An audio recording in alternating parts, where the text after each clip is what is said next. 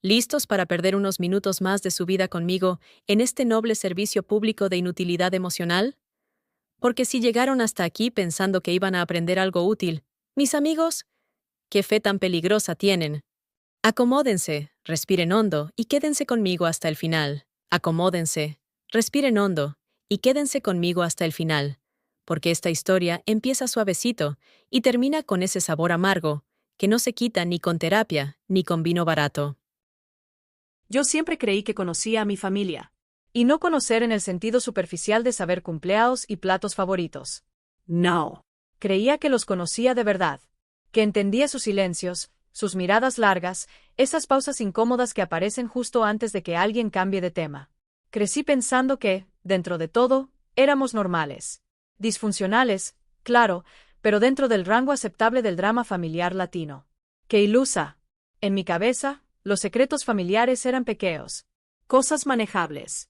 Deudas escondidas, peleas antiguas, un tío que se fue lejos y del que ya nadie hablaba.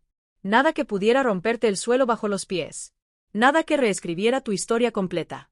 Spoiler, estaba equivocada en absolutamente todo. Todo empezó un domingo. Y ya sé lo que están pensando, que puede salir mal un domingo. Pues todos los domingos son traicioneros, se disfrazan de calma, de comida compartida y risas forzadas, pero siempre esconden una bomba emocional debajo del mantel. Ahí estábamos todos sentados alrededor de la mesa, conversaciones cruzadas, comentarios sin importancia. Ese teatro colectivo de somos una familia funcional porque estamos comiendo juntos.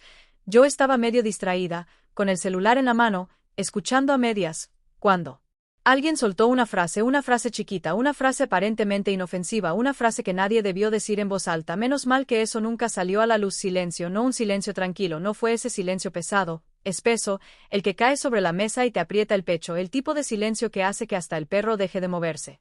Yo levanté la mirada, grave error, porque cuando miras, ves, y cuando ves, ya no hay vuelta atrás. Cruce de miradas, un carraspeo nervioso. Alguien pidió sal aunque el plato ya estaba demasiado salado. Otro se rió sin saber por qué. Todo pasó en segundos, pero mi cerebro lo grabó en cámara lenta. En ese instante pensé, aquí hay algo, y como buena protagonista de una historia que se va a poner fea, no dejé pasar nada. Más tarde, en la cocina, cuando quedamos a solas, pregunté, primero suave, como quien no quiere incomodar. Después con ese tono casual que todos usamos justo antes de arruinar nuestra propia paz. ¿Qué fue eso que dijiste en la mesa? La respuesta fue un clásico, una sonrisa incómoda, una explicación vaga y la frase favorita de cualquier persona que esconde un desastre emocional desde hace décadas: nada, cosas viejas, claro, como si los secretos tuvieran fecha de vencimiento. Intenté olvidarlo, de verdad lo intenté, pero la frase se me quedó pegada, los gestos, las miradas, el silencio, todo gritaba que yo estaba fuera de algo importante, y no hay nada que moleste más que descubrir que todos tienen él. Menos tú. Días después llegó el mensaje, corto, frío, sin emojis, ese tipo de mensaje que no empieza con hola porque ya viene cargado de problemas. Tenemos que hablar, nos encontramos en un café, lugar público, neutral, lo suficientemente abierto para evitar una escena, pero no tanto como para evitar el dao, y ahí, sin demasiados rodeos, empezó a salir todo.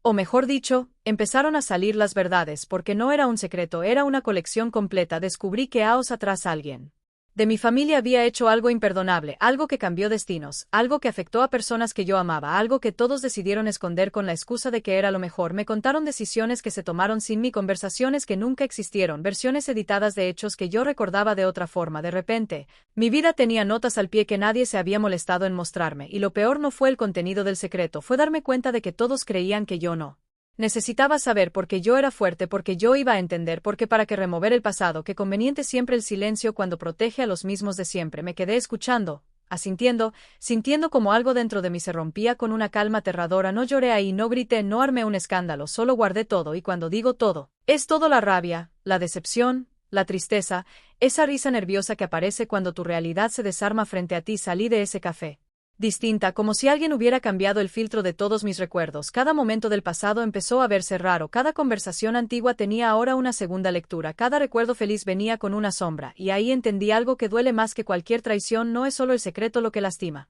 Es saber que te miraron a los ojos durante años y decidieron que tú no merecías la verdad. Después de ese café, nada volvió a sentirse normal.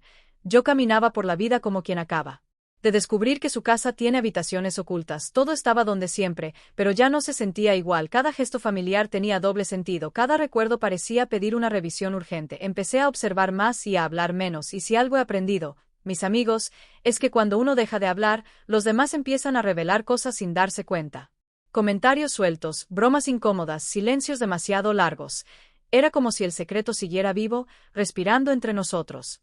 Aunque supuestamente ya todo estaba dicho, spoiler número 2, nunca está todo dicho. En reuniones familiares, yo ya no estaba realmente ahí, sonreía, asentía, cumplía con el papel, pero por dentro estaba armando un rompecabezas nuevo con piezas que no sabía que existían. Me di cuenta de que había historias que siempre se contaban igual, con las mismas palabras, los mismos finales.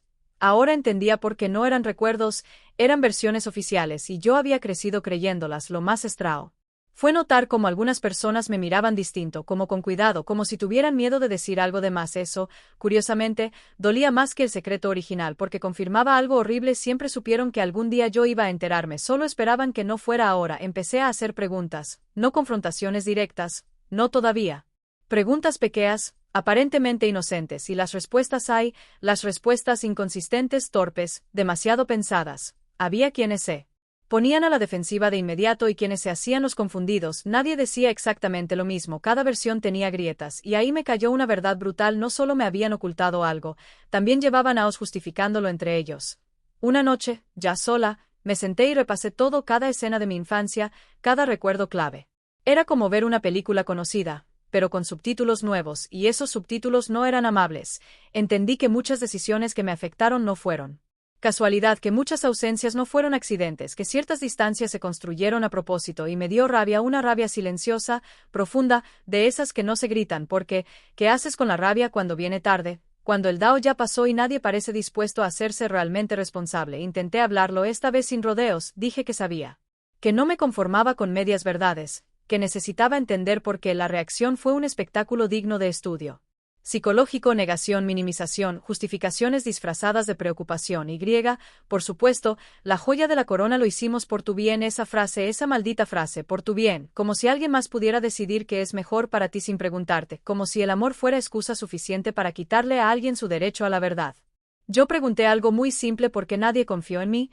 La respuesta fue confusa, contradictoria. Algunos dijeron que yo era muy joven, otros que era muy sensible, otros que era demasiado fuerte y que no querían cargarme con problemas. ¿Se dan cuenta? Para ellos yo era todo y nada al mismo tiempo, demasiado algo, nunca lo correcto. Ahí entendí que el problema no era yo, nunca lo había sido.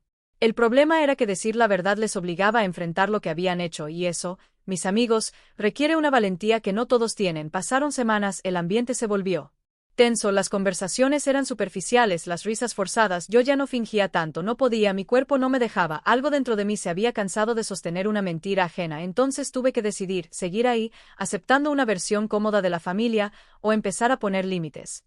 Y poner límites no es fácil cuando te enseñaron que la familia es sagrada, intocable, incuestionable, pero también aprendí otra cosa: lo sagrado no debería doler tanto. Empecé a tomar distancia, no con drama, no con portazos, con claridad. Dejé de asistir a ciertas reuniones, dejé de responder algunos mensajes, dejé de fingir normalidad, y eso, curiosamente, incomodó más que cualquier confrontación. Algunos me reclamaron, otros se hicieron las víctimas. Hubo quien dijo que yo estaba exagerando, que estaba rompiendo la familia por algo del pasado.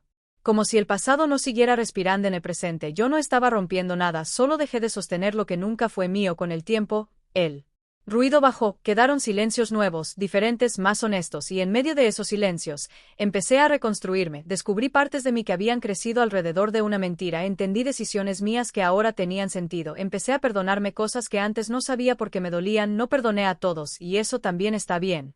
Porque perdonar no es obligatorio, entender no siempre lleva al perdón, a veces solo te lleva a la distancia necesaria para respirar. Hoy puedo decir que aprendí algo incómodo pero liberador: la familia no siempre es el lugar más seguro, a veces es solo el lugar donde aprendemos que no repetir. Y ahora te pregunto a ti, con toda la honestidad del mundo, ¿qué harías en mi lugar? ¿Buscarías paz aunque implique alejarte?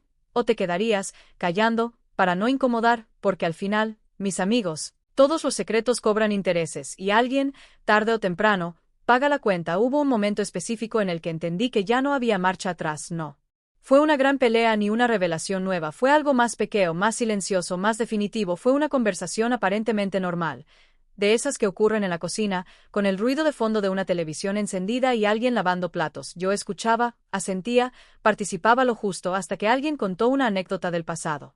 Una historia que yo conocía bien, una historia que ahora sabía que estaba incompleta. La contaron con risas, con nostalgia, con ese tono ligero que se usa Cuando todos comparten la misma mentira y nadie me miró, nadie, en ese instante supe que, para ellos, yo seguía siendo la espectadora, la que no debía alterar el relato, la que ya sabía, pero debía fingir que no. Algo dentro de mí se cerró, no con rabia, con claridad. Dejé de esperar que entendieran, dejé de esperar disculpas reales.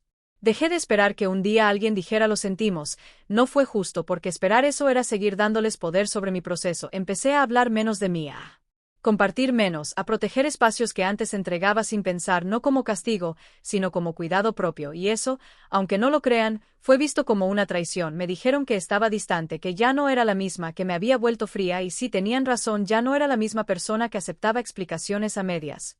Ya no era la que cargaba silencios ajenos para mantener la paz. Ya no era la que confundía amor con aguante. La distancia hizo algo curioso, algunos se acercaron con honestidad tardía, otros se alejaron definitivamente, y ahí entendí otra cosa: no todo el mundo quiere una relación contigo, muchos solo quieren acceso. Aprendí a escuchar mi incomodidad, ese pequeño nudo en el estómago que antes ignoraba. Aprendí a confiar en mi memoria, incluso cuando otros intentaban corregirla. Aprendí que dudar de uno mismo es el efecto secundario favorito de los secretos familiares. Hubo días de culpa, claro que los hubo, días en los que me pregunté si estaba exagerando. Sí. No debía simplemente superarlo, porque eso también te enseñan que sentir demasiado es un defecto, pero cada vez que intentaba volver a la versión cómoda, algo en mí se resistía, mi cuerpo recordaba lo que mi mente intentaba suavizar. Con el tiempo, la historia dejó de doler como herida abierta, se volvió cicatriz, visible, sensible, pero ya no sangrante. Y las cicatrices no desaparecen, pero dejan de gobernarte. Hoy puedo mirar a mi familia sin idealizarlos, sin ponerlos en un pedestal que nunca pidieron, pero que yo construí. Puedo verlos como personas, con miedos, con errores, con límites. Eso no justifica nada, pero explica mucho. No hubo un cierre perfecto, no hubo una gran escena final con abrazos y perdones absolutos. La vida rara vez ofrece esos finales. Lo que hubo fue aceptación y límites, y una versión más honesta de mí misma. Entendí que algunas verdades no llegan para unir, sino para separar lo que nunca estuvo bien unido, y que eso, aunque duele, también libera. Así que ahora te dejo con esta pregunta, mirándote directo, sin dramatismos innecesarios. ¿Prefieres pertenecer a costa de callarte o estar en paz aunque incomode? Porque al final, mis amigos, la verdad siempre encuentra la forma de salir. Y cuando lo hace, ya no pregunta si estás listo, solo exige que elijas qué hacer con ella.